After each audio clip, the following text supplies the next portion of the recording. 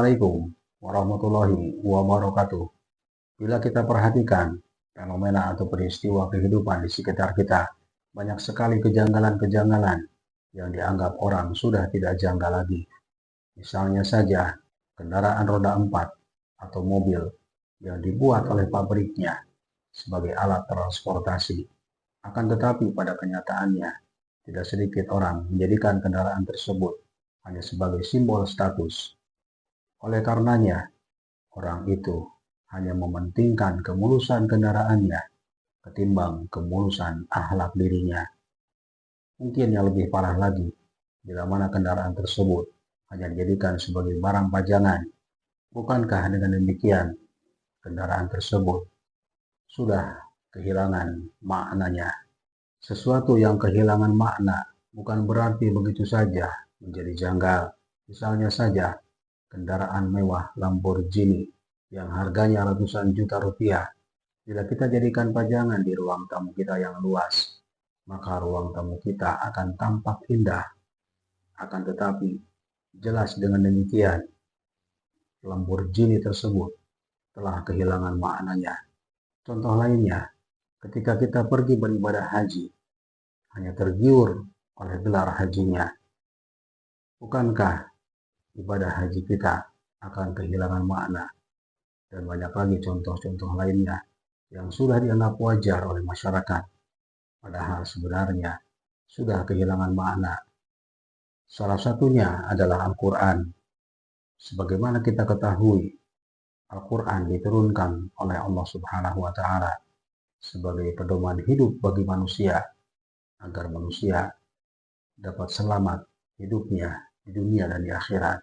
Dengan demikian, tujuan Allah Subhanahu wa Ta'ala menurunkan Al-Quran tidak lain dan tidak bukan adalah untuk dipelajari dan dipahami oleh manusia, agar petunjuk-petunjuk Allah Subhanahu wa Ta'ala dapat diamalkan dalam pengabdiannya sehari-hari. Ketika orang menjadikan Al-Quran selain untuk tujuan itu, misalnya hanya digunakan sebagai mantra atau kalimat sakti, ataupun hanya sebagai syair, bukankah itu berarti ia telah ikut andil dalam proses menghilangkan makna Al-Quran? Marilah kita introspeksi dan berusaha untuk bersikap sebagai khalifah yang baik, yaitu dengan selalu memperlakukan sesuatu sesuai dengan maksud penciptaannya. Demikian pula terhadap diri kita sendiri.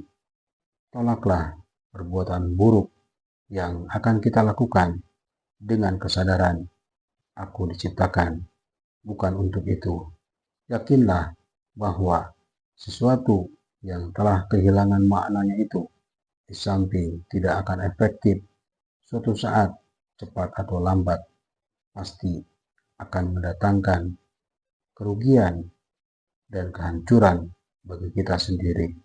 Bukankah kita semua paham dan sadar bahwa hidup tidak akan bebas dari hukum, kausalitas atau sebab dan akibat?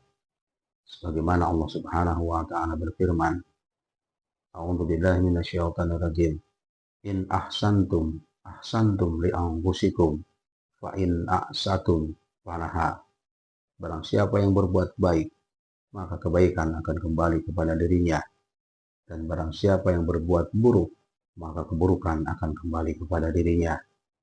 Kemudian Allah Subhanahu wa Ta'ala berfirman di dalam Al-Quran, surah Al-Haqqah ayat ke-48, yang artinya, A'udzubillahi minasyaitonir rajim. Dan sesungguhnya Al-Quran itu benar-benar suatu pelajaran bagi orang-orang yang bertakwa. Kemudian di dalam Al-Quran surah Al-Imran ayat 138, di mana Allah Subhanahu wa Ta'ala berfirman, yang artinya, A'udzubillahi minasyaitonir rajim. Al-Quran ini adalah penerang bagi seluruh manusia, serta petunjuk dan pelajaran bagi orang-orang yang bertakwa. Wallahu a'lam bishawab. Assalamualaikum warahmatullahi wabarakatuh.